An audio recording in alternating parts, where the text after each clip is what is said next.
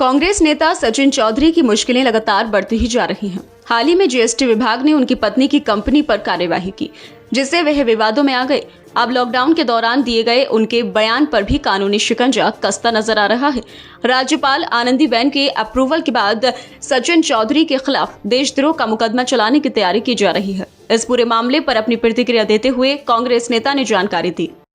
मैं तो सिर्फ इतना ही कहूँगा कि इनको भी सद्बुद्धि दे ऊपर वाला, और हमारे साथ, हमारे परिवार के साथ जो जाति हो रही है वो अच्छा नहीं हो रहा है। समय है इनका, लेकिन समय बदलता है। मेरे ऊपर जो देशद्रोह का ये लोग केस चला रहे हैं, मैं उस श्रेणी में नहीं आता हूँ। मेरा बयान उस श्रेणी में नहीं आता है। लॉकडाउन का उल्लंघन होना अलग बात है, देशद्रोह चलाना अलग बात है। आज ये लोग जानबूझ के हमें परेशान कर रहे हैं और मेरे परिवार को परेशान कर रहे हैं। मेरे परिवार की कंपनी है जो मेरे घर वाले चलाते हैं, उनके सारे खाते सीज कर दिए हैं इनलीगल तरीके से।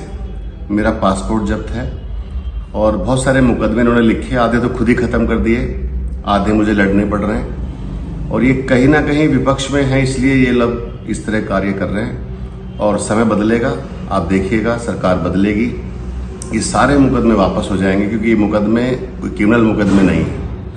मेरा कोई बयान इन्होंने बताया है कि मैंने जहरीला कह दिया है मुख्यमंत्री जी को, प्रधानमंत्री जी को, तो जहरीला कहना कोई देशद्रोह की श्रेणी में नहीं आता है। जहरीला, मीठा, खट्टा, ये एक आम भाषा का शब्द है। और अगर विपक्ष नहीं कहेगा तो कौन कहेगा? कोई गांव से आके बोलेगा क्या? अरे हमारे ऊपर किसानों की जिम्मेदारी है, हमारे ऊपर बेरोजगारों की जिम्मेदारी है, हमारे ऊपर पूरे आवाम की जिम्मेदारी है। हमें बोलने का अधिकार नहीं है। मतलब अगर हमने कह भी दिया तो वो देशद्रोह की श्रेणी में आता ही नहीं। लॉकडाउन का 188 का उल्लंघन हुआ, मुकदमा खत्म हो जाना चाहिए। तब तक पूरे देश के लॉकडाउन के मुकदमे खत्म हो गए, लेकिन हमारे मुकदमे खत्म नहीं हो रहे। हमें और परेशान किया जा रहा है। मैं विदेश नहीं जा सकता, कहीं बात नहीं कर सकता किसी से। 2 साल तक सोशल मीडिया बंद रहा है। बहुत जुल्म जाती मेरे परिवार पे ये लोग कर रहे हैं। मैं कोर्ट पे पूरा भरोसा करता हूँ, न्यायपालिका में हमें पूरा भरोसा है। बहुत जल्दी आप देखेंगे न्यायपालिका जो है माननीय उच्चतम न्यायालय में हम लोग जाएंगे और मुझे पूरा विश्वास है कि वहाँ से हमें राहत मिलेगी। आप क्या समझते, देशद्रोह आप पर चलाया जा रहा है, तो किस तरीके से आपकी पार्टी आपके साथ है, किस तरीके से? नहीं, बिल्कुल हमारी पार्टी साथ है। मेरे तो एडवोकेट भी इसमें सलमान खुर्शीद साहब है जो पार्टी ने दिए हुए हैं। मेरे पास तो आज की डेट में कुछ है भी नहीं। इतने मुकदमे अगर उनकी पैरवी करने पे लगूं, अगर पार्टी साथ नहीं देगी तो मैं तो मुकदमे में नहीं लड़ पाऊंगा।